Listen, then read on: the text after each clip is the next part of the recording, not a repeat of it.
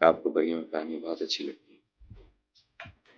जब मैं छोटी सी थी तो मुझे किसी ने बताया था कि फूलों के पास परियां आती हैं सूरज की पहली किरण के समय। मैं आधी रात से जाग जाया करती थी और उनका इंतजार करती थी। बाहर मम्मी कहती थी कि शायद तुम्हारी पलक झपक गई।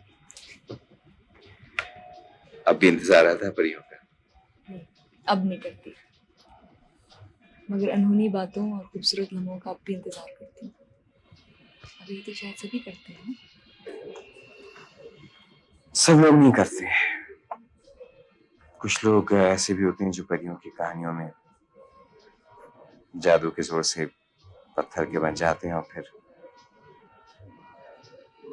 वो किसी बात का इंतजार नहीं कर सकते। मगर कहानियों में ये भी तो होता है कि जो लोग पत्थर के बना दिए जाते हैं उन्हें बाद में कोई आकर ठीक भी तो कर देता है। फिर कोई खूबसूरत सी परी जादू की छड़ी दिखा के सब कुछ ठीक कर देती है ना? ऐसा होना नामुमकिन तो नहीं है। नहीं, नामुमकिन तो नहीं है। 12 ऐसा हो भी चुका है। आप कह रही थी कि आज आप बहुत खुश हैं, क्यों?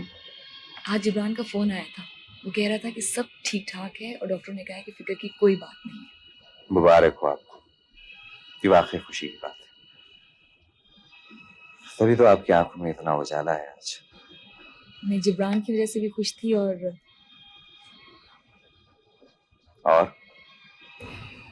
पता नहीं, बस मुझे ये एहसास है कि मैं खुश हूँ। बज़ाहिर इसकी कोई खास वजह भी नहीं। मुझे इतना मालूम है कि मैं खुश हूँ और मेरे लिए यही बहुत काफी है। ये बात काफी है। आप खुश नहीं है?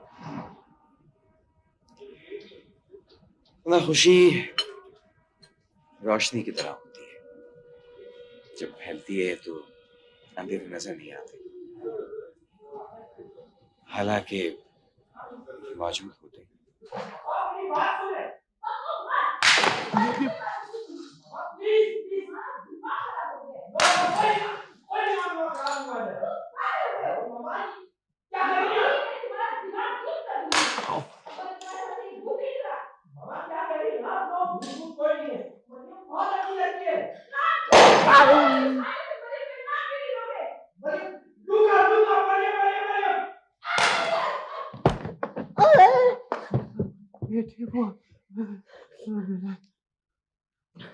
बमबारी रुकी बेटा, एम्बुलेंस बुलवाओ। मामा पागल हो गई है, हर चीज तोड़ रही है। अल्लाह मियां ने दी है तोड़ने के लिए चीजें, तोड़ने दो। वैसे हुआ क्या था? मैं मरियम से बात कर रहा था और नाराज हो गई। हाय हाय हाय, जालिम समाज। ये बहुत ज्यादती है मामू। बेटे ये तो तुम्हारी शजरे में पहले से चली आ रही है। देखो ना, पहले मियां मजनू के साथ हुई, फिर बीबी हीर के साथ हुई। लेकिन मैं मरियम को कभी नहीं बुला सकता। It's impossible. बेटे जान, मरियम वो सवाल है जो आउट ऑफ कोर्स है, अब याद करने का क्या फायदा। जी बेगम साहब। आज तो ताबड़तोड़ हमले हो रहे।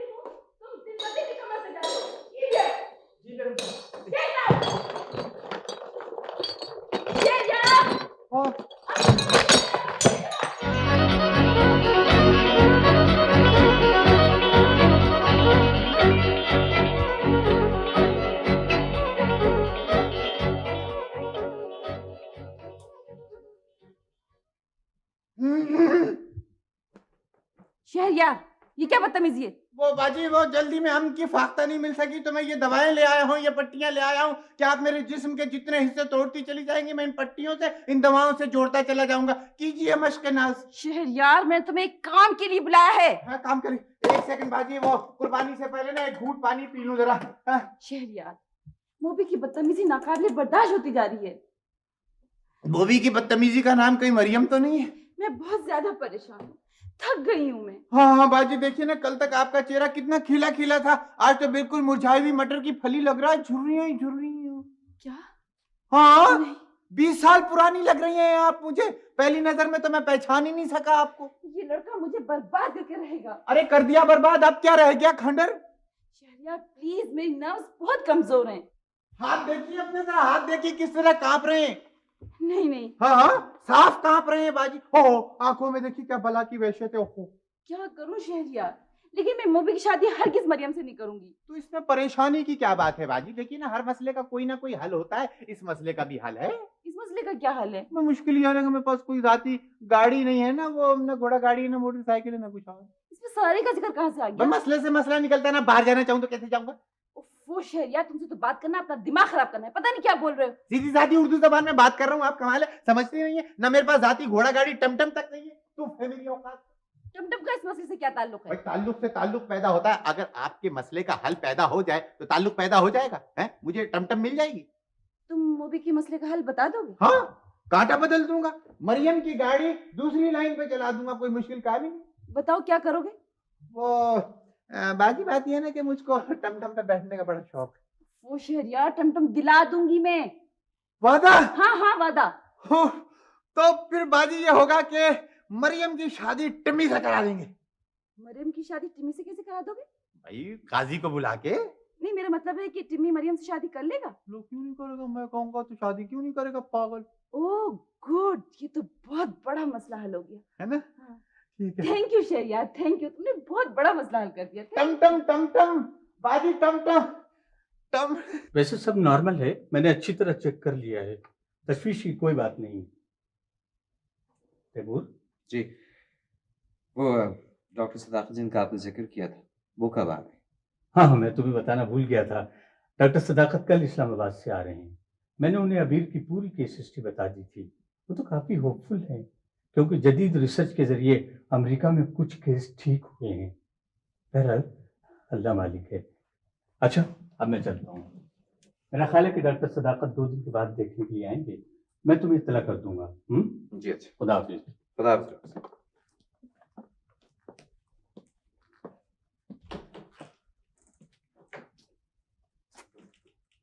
डॉक्टर साहब कह रहे हैं सब ठीक हो जाएगा। ऐसा नहीं हो सकता कभी इत्तेफाक से ये कोई और बात कह दे। 3 साल से एक ही जुमला कहते कहते ये शख्स बोर नहीं हुआ। कभी तो कुछ और कहना चाहिए। वो नर्स कहाँ है? वो सूप वगैरह का इंतजाम करने गई। उसने आज एक्सरसाइज करवाई थी? वो बेचारी तो वर्जिश करवाती ही है, करवाती रहेगी, मगर कब तक? अंकल, अगर आपने इस तरह से आस तोड़ दी तो फिर ये सब टूट जाएगा। जो कुछ बचा हुआ है ये आपके एतमाद के सहारे ही तो बचा हुआ है। नहीं तैमूर, इस गिरती हुई दीवार को तुमने थाम रखा है, मगर कब तक? आखिर कब तक? एक दिन ये हाथ भी थक जाएंगे, और यूं भी गिरती हुई दीवार को कौन रोक सकता है? अंकल, जो हाथ दीवारें खड़ी करते हैं वो उन्हें गिरने से बचा भी सकते हैं। और फिर हमारे तो 4 हाथ हैं, है ना अंकल? बेटे, ऐसा नहीं हो सकता कि मेरे 2 हाथ इस दीवार को रोक लें और दूसरे 2 हाथ एक नई दीवार खड़ी कर दें। तुम्हें भी जीने का हक है, तुम्हें भी खुश रहने का हक है। मेरे ख्याल में खाने का वक्त हो रहा है। आप चलिए, मैं भी आता हूँ।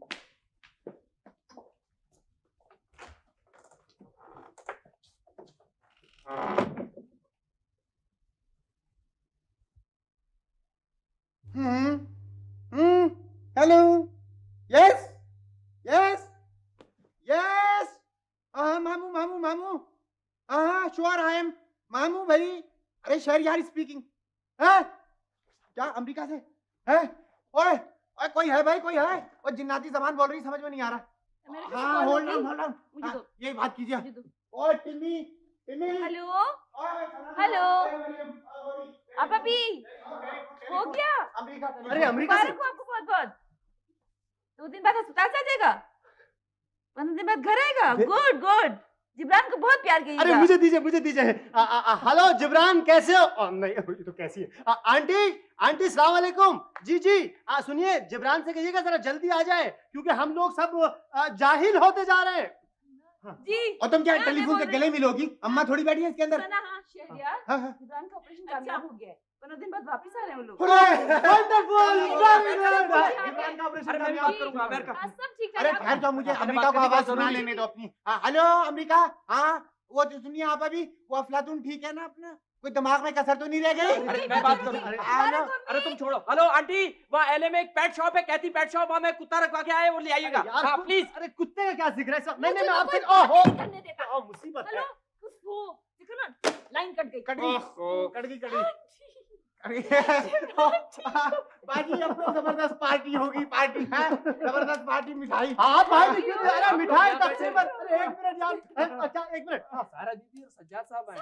जी जी जी। मेरे साथ पढ़ती थी कॉलेज में। ला ला ला ला ला, जो कसर रह गई थी पागल होने में, वो पूरी हो गई। कट जाती है लाइन। अरे मैंने थोड़ी मिलाई थी बेटा। वो कुत्ते का कहना था ना सही तरीके आ से। जाएगा बेटा, कह दिया। बहुत अच्छा किया। अरे वो देखो आ गए भाई, आ गए। आंटी, ये मेरी आंटी है सारा, ये सजाद भाई, ये मैं हमारे मामू है, और ये लोग सब पता नहीं कौन है। मैं मूवी हूँ। हाय हेलो, ये सजाद है मेरे हस्बैंड। बाय। आप लोग बैठिए, मैं चाय भिजवाती हूँ। आइए ना, बैठिए। हाँ, सजाद बैठे भाई। बैठे। आइए बैठिए। सनम, ऐसा ना करें कि हम अंदर चल के बैठें। चलो ठीक है, आप बैठिए ना सजाद भाई, मामू के पास बैठिए। हाँ, हम भी सज्जाद मियाँ ऐसा करते हैं, हम मर्दाने में चल के बैठते हैं, हंसते हैं। आओ आओ भैया, आओ बैठो, बैठ जाओ। हाँ, शाबाश। सना और सारा बड़ी तारीफ आपकी करती हैं। ओह। मुझे बड़ा शौक था आपको मिलने का। भाई ऊंट शहर में बदनाम है। नहीं, ये कहना चाहिए कि बहुत नाम कमा रहा है। बड़े ठीक ठाक आदमी हो तुम जी तो। जी जी जी। चले अच्छा हुआ आपने मुझे पास कर दिया। वैसे जिस काम के लिए हाजिर हुआ था बड़ा मुश्किल था। हाँ, बोलो बोलो। वो फराज को तो आप जानते हैं ना? हाँ हाँ, फराज को मैं जानता हूँ, वो सना के ऑफिस में जो काम करता था और वो जिब्रान को फोन जी, किया जी, करता जी, था, जी। बहुत हो गया। नहीं नहीं नहीं नहीं, मैं पूछ रहा था कि आपको कैसा लगता है? अच्छा अच्छा, मुझे कैसा लगता है? भाई माशाल्लाह बहुत अच्छा लड़का, बहुत अच्छा इंसान। जी जी जी, वो मेरा दोस्त है और बहुत अच्छी फैमिली से है। पेशावर में रहते हैं उसके वालिदैन। हाँ यहाँ पे नौकरी की तलाश में आया था, तो नौकरी भी उसको अच्छी मिल गई है। हाँ, ठीक है ठीक है ठीक है, बहुत अच्छी बात हो गई है। तो जी। फिर दरअसल मैं सना के बारे में आपसे बात करना चाहता था। आहा, अच्छा अच्छा, सना के बारे में, मैंने फराज की बात करना चाह रहे हो जी, तुम? जी, अरे जी। बिल्कुल सही है, मुनासिब है। हाँ, ये तो बात ही खत्म। अब भाई टिम्मी मोदी कहाँ हो तुम? एक लोकल कॉल और आ गई भाई। ये क्या कह रहे हैं आप? बात पक्की हो गई ना? नहीं, वो आप जरा गौर कर लीजिए, सोच लीजिए, मतलब। गौर करना? अच्छा हाँ। बैठो बैठो, फिर गौर करते जी, हैं। जी। हाँ, गौर करते हैं बैठ के। गौर करो, तुम भी गौर करो। हाँ, बात सुनो, तुम दोस्त हो उसके? जी हाँ, मैं फराज का दोस्त। और दोस्त नुमा दुश्मन? तुम्हें नहीं पता मेरी भांजी के बारे में? सना के बारे में मैं बहुत अच्छी तरह जानता हूँ। वो लड़का तो गया जान से है। चलो फिर क्या, अल्लाह की मर्जी है, हमें क्या इसमें दखल तो दे ही नहीं सकते। अरे भाई मरियम मोदी कहाँ हो यार? ये कॉल कट जाएगी, जल्दी आओ ना। कल हम दोबारा एग्जामिन करेंगे। वैसे भी मेडिकल बोर्ड की मीटिंग है, उसके बाद ही कुछ कहा जा सकता है। तो डॉक्टर साहब, आपने सारी रिपोर्ट पढ़ ली? जी हाँ, मैंने पूरी मेडिकल रिपोर्ट पढ़ ली है और बाहर के डॉक्टर्स की रिपोर्ट भी देख ली। वैसे बाय द वे, जागने की मुद्दत 3 दिन से ज़्यादा भी होती है। जी नहीं, कैफियत कुछ नींद बेहोशी की सी होती है, मगर पहचानती किसी को नहीं। रिफ्लेक्सेस काम कर रहे हैं डॉक्टर साहब, लेकिन मुकम्मल होश में कभी नहीं आई। ये कैसी जिंदगी है डॉक्टर? हाँ, जिंदगी बाकी रहती, इसीलिए अच्छे होने की उम्मीद है। वैसे हमारे ख्याल में इसकी वजह ट्यूमर, बहुत ही स्लो ग्रोथ ट्यूमर, जो इंसान की दिमाग के रोगों में इस तरह दब गई कि उसकी सर्जरी इतनी आसान नहीं है। लेकिन अब ये मुमकिन है, इसलिए कि ऐसी मशीनें इजाद हो गई हैं कि उससे इस काम को अंजाम देना आसान है। इसीलिए मैंने आपसे कहा है कि अब आप मरीजा को हॉस्पिटल में शिफ्ट करें। डॉक्टर साहब, इस तरह की सर्जरी पहले हो चुकी है। घबराओ नहीं तैमूर, थोड़ा बहुत रिस्क तो लेना ही पड़ता है। और फिर ये कि अभी तो हम अंडर ऑब्जर्वेशन रखेंगे। डॉक्टर साहब, आपको इजाजत है ना तैमूर? जी ठीक।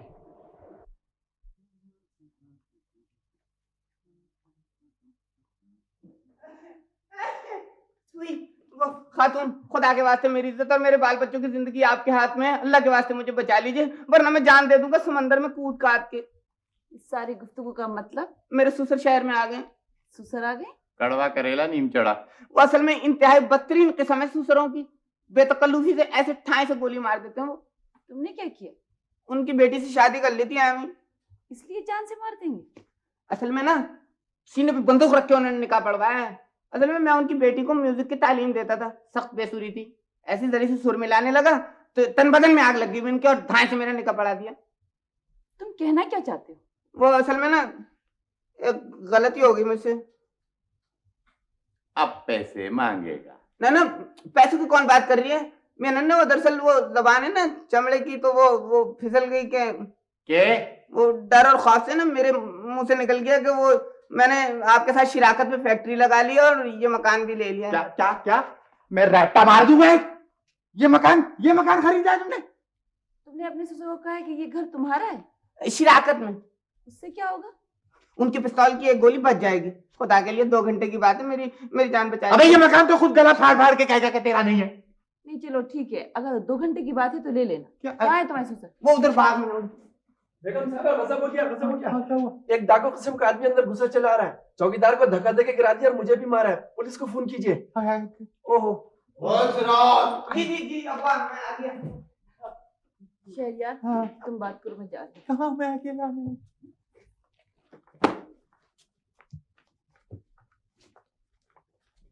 यो भाई, ये जनानी कौन है? ये वो सेक्रेटरी है। सेक्रेटरी वो ऐसी काम काज के लिए रखना पड़ती है ना शहर में। और जनानियों को सेक्रेटरी बना के रखता है और शर्म नहीं आती तुझे? खबरदार आइंदा जो जनानी को सेक्रेटरी बनाया और वो भी सुर्खी पाउडर वाली, मर्द बच्चे को सेक्रेटरी बना।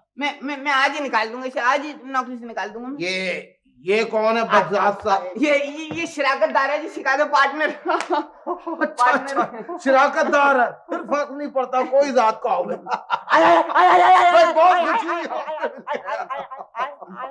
बहुत खुशी बहुत खुशी भाई, वाह वाह। असराज जी और तूने तो शहर में आके बड़ी तरक्की कर लिया भाई, वाह वाह वाह, क्या मकान बनाया है। बल्ले बल्ले। बस ये ऐसे ही गुजारा है, झोंपड़ा है। और बहुत बड़ा गुजारा है। और जमीला बेटी तो खुश हो जाएगी आकर, और बच्चों को खेलने की भी बड़ी जगह है। और सराज, मेरा इरादा है कि मैं भी यहीं आके रहूंगा, अकेला बुढ़ापे में कहाँ रहूंगा। भाई अब सुनो, कोई खाने छाने का बंदोबस्त कर यार, भूख लग रही। हाँ भाई राजमी, वो बात सुने, वो आप ऐसा करें कि वो बावर्ची से जाके खुद ही कह दें, वैसे उसके पास इतना गोश्त तो होगा नहीं। मैं बोलता हूँ, मैं खुद बोलता हूँ जाके। आओ जी शिराकतदार साहब जी। हाँ, ठीक है बैठे। और सुनाओ क्या हाल? हाँ मैं ठीक है, हाल तो ठीक है। वो मैं आपसे ही कह रहा था कि दामाद का जरा ख्याल रखा कीजिए, खुला मत छोड़ा कीजिए। क्यों क्या किया उसने? ऐसे बस तो बात की बातें हैं ना। देखिए ना, भाभी जमीला का ख्याल आ गया था, तफसील बताऊंगा आपको। एतबार तो खैर मुझे भी नहीं है उसका, अब बहुत झूठा है, बड़ा बेईमान आदमी।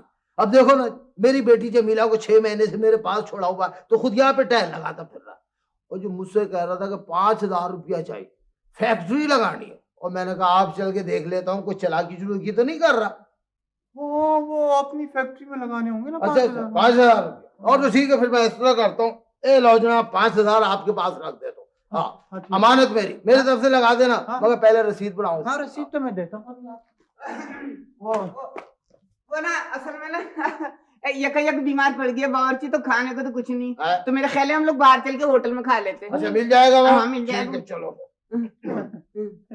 चलो भाई। जी और शिराकतदार साहब जी, और भाई वो पैसों का ख्याल रखना, आप फिक्र ना करें। अच्छा हाँ, ये पैसों का क्या जिक्र है?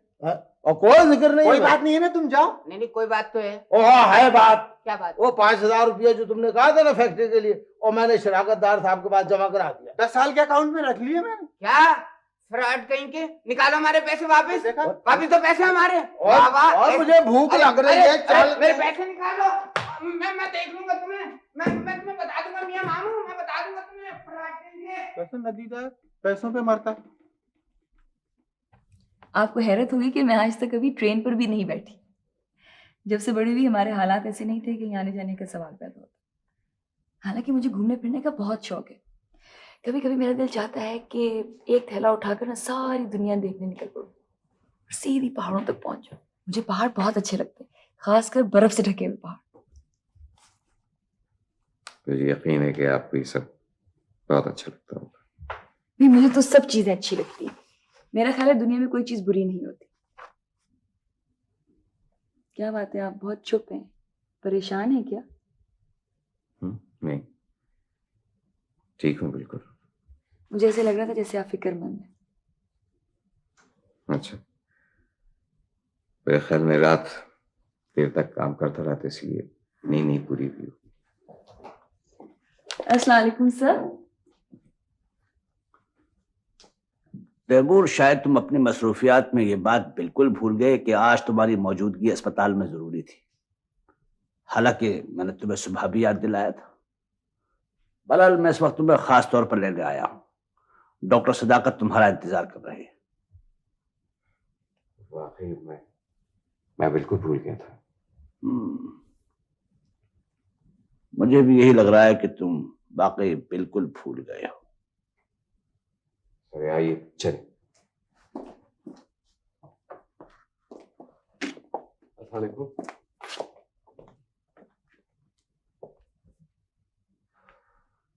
सिद्दीकी साहब काफी परेशान थे गालिबन, सलाम का जवाब ही नहीं दिया। जी बहुत परेशान थे। कोई खास वजह? वो अबीर हॉस्पिटल में है ना, तो वो तैमूर साहब को लेने आए थे। तैमूर साहब भूल गए थे? नहीं भूले तो नहीं होंगे, मगर हाँ हाँ, तो भाई वो अगर भूल गए तो इसमें आपका क्या कसूर है? आप इतनी परेशान क्यों हो रही है? मेरा कसूर नहीं, मैं ऐसे परेशान तो नहीं हूँ। बात सुनिए, जानती है अगर मेरी जिंदगी में कोई ऐसा लम्हा आता है ना जब दर्द की शिद्दत से दिल और दिमाग सुन होने लगते हैं, पता है मैं क्या करता हूं? मैं सारे कमरे की बत्तियां बुझाकर लेट जाता हूं। हर ख्याल, हर सोच और हर फिक्र को जहन से बाहर धकेल देता हूं और फिर बड़े धीरे धीरे प्यार से अपने आप को यह समझाता हूं कि बहरहाल ये मुझे बर्दाश्त करना है। और जानती है क्या होता है? फिर खुद ब खुद सुकून सा आ जाता है।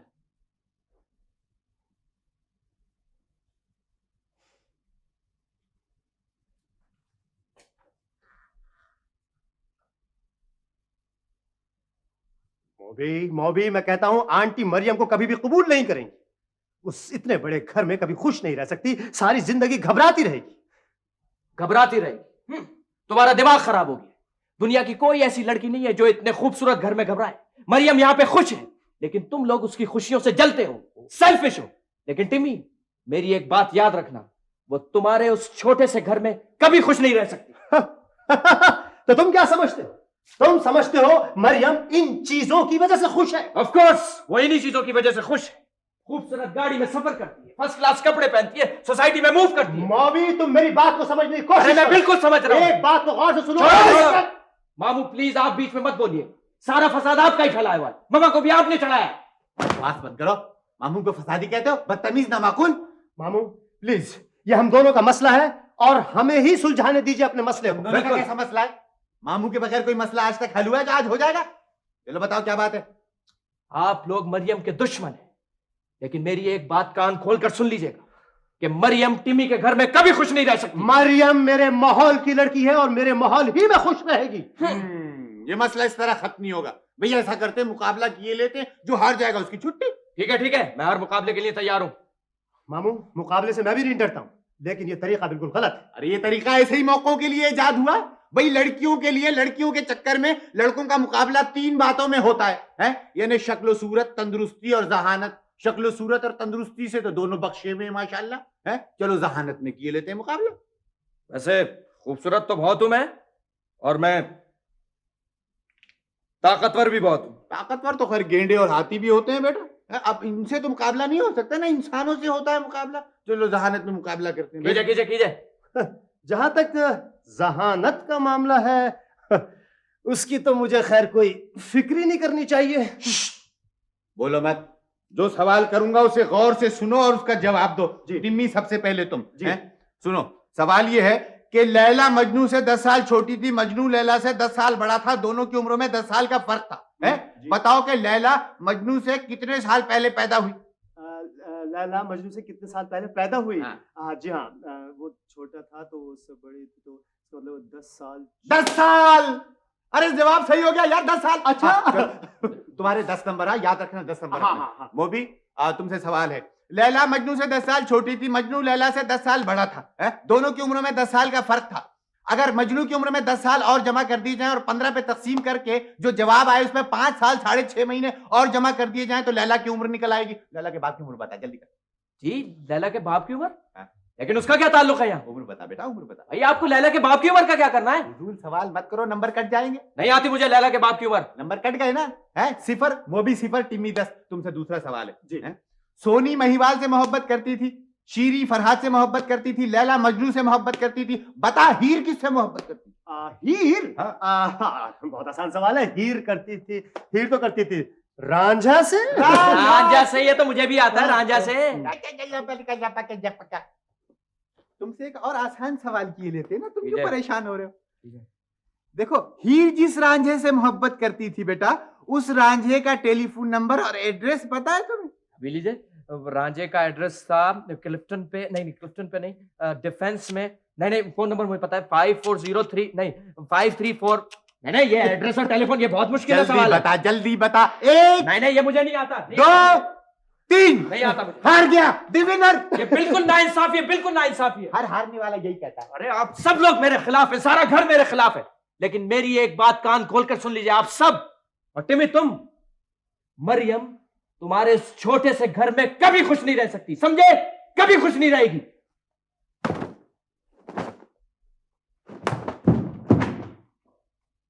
ज्यादा ले गया मामू। क्या वाकई मरियम इन्हीं तमाम चीजों की वजह से खुश है? मुझको क्या पता, मुझे क्या मालूम। दफ्तर से तुम्हारे लिए फोन आया था। अच्छा, किसका था? शब्बीर का। ओ, क्यों? मायूस हुए क्या? जी नहीं, मेरे ख्याल में शब्बीर को कोई काम होगा। हाँ, तबीयत भी पूछना थी और काम भी था। मैंने कह दिया कि तुम कल भी नहीं आ सकोगे। आपने अच्छा किया, बता दिया। मैं फोन करना भूल गया था। कल ऑपरेशन के वक्त तुम्हारी मौजूदगी जरूरी होगी। डॉक्टर सदाकत कह रहे थे कि अगर ये ऑपरेशन कामयाब हो गया तो अगले ऑपरेशन की उम्मीद बहुत बढ़ जाएगी। जी हाँ, मुझे भी बता रहे थे। तैमूर, ये सुनकर खुश होना। जाहिर है मैं खुश हूं। अगर अभी ठीक हो जाएंगी तो आपके पास सबसे ज्यादा खुशी मुझे ही होगी। क्या बात है, आपको इस बात का यकीन नहीं है क्या? नहीं, मुझे यकीन है, मगर तैमूर बेटे 3 साल बहुत होते हैं। आदमी धीरे धीरे भी चले तो बहुत दूर निकल जाता है। रास्ते में बड़े खूबसूरत मोड़ आते हैं और आदमी अगर थका हुआ हो तो बैठ भी जाता है। आप जानते हैं कि मेरी जिंदगी में अबीर का क्या मकाम है? जानता हूँ। मेरी कैफियत उस छोटे बच्चे की सी है जिसे किसी ने उसका दिल पसंद खिलौना दिलाने का वादा कर दिया हो और उसे किसी तौर यकीन ना रहा हो। वो चाहता हो कि बार बार ये बात दोहराई जाए ताकि बिल आखिर उसे इसका यकीन आ जाए। आप मुझे अच्छी तरह जानते हैं, फिर क्यों खौफज़दा है? मुझे तुम पर यकीन है, लेकिन बेटे मैं 3 साल से उस वजूद को दोनों हाथों में थामे बैठा हूं। उसकी एक एक धड़कन गिन रहा हूं, एक एक जुम्बिश पर मेरी नजर है। मेरी जिंदगी के तार उसकी जिंदगी से बंध गए। अब जब उसे जिंदगी मिलने वाली है, मैं चाहता हूं कि सारी दुनिया की खुशियां समेट के उसे दे दूं। उसकी खुशियों के रास्ते में किसी को ना आने दूं।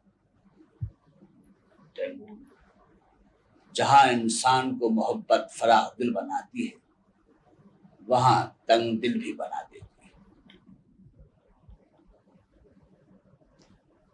मोहब्बत कितना बिगाड़ती है और कितना बनाती है।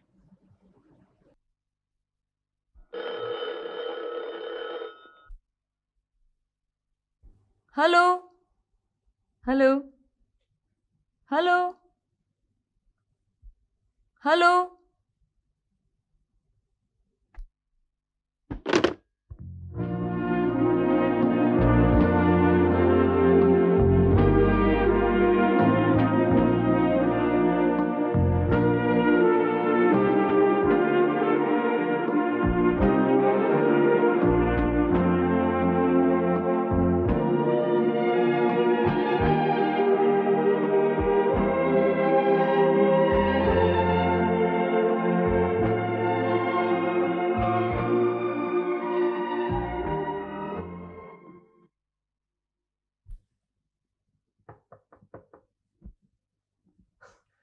मैं तो समझ रहा था घंटों खड़ा रहूंगा और आपको खबर ही नहीं होगी। कुछ काम कर रही थी इसलिए पता नहीं चला। तो इतना काम मत किए कीजिए ना कि आने वाले खड़े खड़े सूख जाएं। बैठिए। ठीक है? इतनी देर से अपने आप को यही समझा रही थी। अभी मैं हॉस्पिटल से आ रहा हूँ सिद्दीकी साहब से मिलकर। वापसी में सोचा आपसे मिलता चलूं। मैं भी सोच रही थी कि आपने अभी तक तंज नहीं किया, कोई ऐसी बात नहीं की जो दूसरे को काट कर रख दे।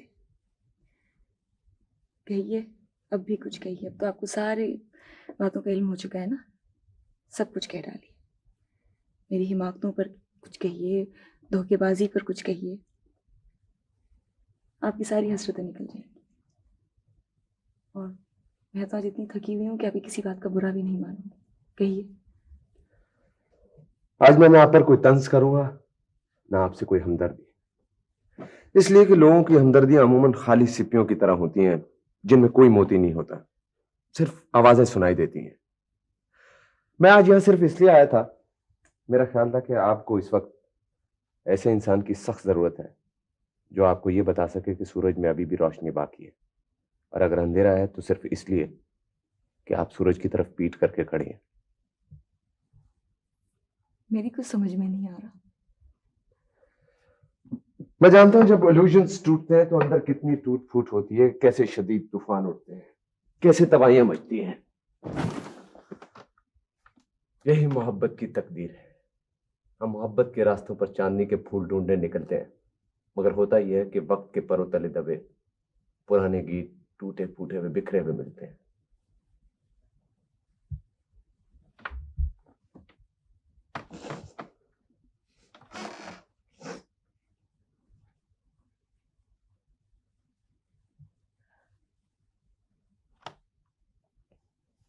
मेरी एक बात मानिए, कुछ दिनों के लिए अपने आप को जिंदगी के धारे से अलग कर लीजिए। किनारे पर खड़ी होकर खामोश तमाशाई की तरह गुजरते हुए मनाजिर देखती रहिए। ना आप इतनी खौफजदा होंगी, ना फिर दर्द की काट इतनी तेज होगी। मगर उस वक्त भी ये याद रखिएगा कि कुछ लोग दूसरे किनारे पर खड़े आपके आंसुओं का एक एक कतरा अपने दिल में जमा कर रहे हैं।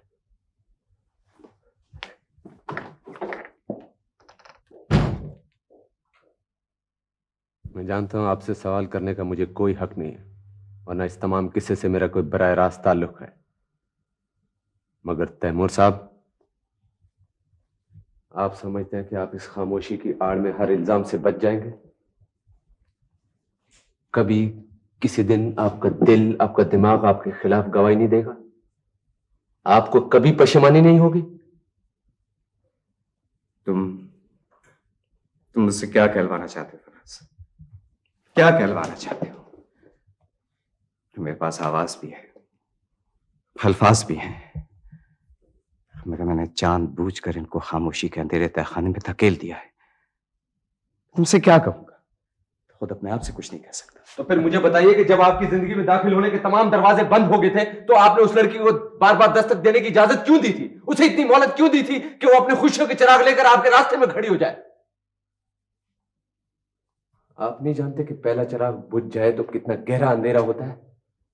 फिर चाहे कोई कितने भी रोशनी लेकर उतरे, अंधेरे कम नहीं होते। आपने फिर भी उसे नहीं रोका, उसे वापस जाने पर मजबूर नहीं किया। क्यों? क्यों? इसलिए ना कि आपकी अना को बड़ी तस्कीन मिली होगी, इसलिए ना कि थोड़ी सी रोशनी की आपको भी जरूरत थी, चाहे वो मांगे की हो। चलिए, बहुत अच्छा हुआ, खुशी के चंद लम्हे तो आपको मिल गए ना। थोड़ी देर को दिल में चरागा तो हो गया ना, चाहे किसी कीमत पर।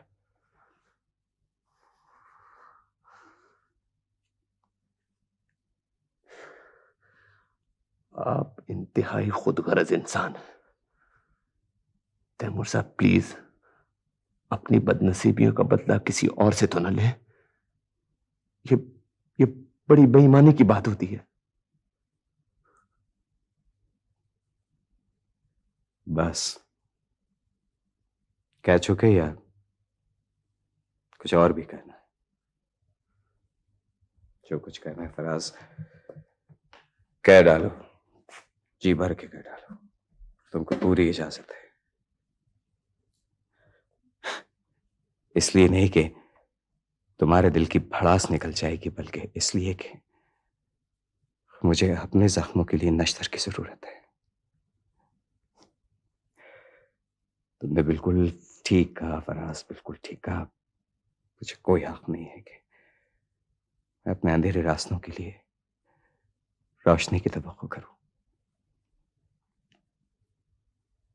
तुम बिल्कुल फिक्र मत करो फराज, बिल्कुल फिक्र मत करो, इसलिए कि आज के बाद मैं अपनी दुनिया के गिर्द इतनी ऊंची दीवारें खड़ी कर लूंगा, इतनी ऊंची दीवारें खड़ी कर लूंगा कि सूरज की रोशनी तक मुझ तक ना पहुंच सकेगी।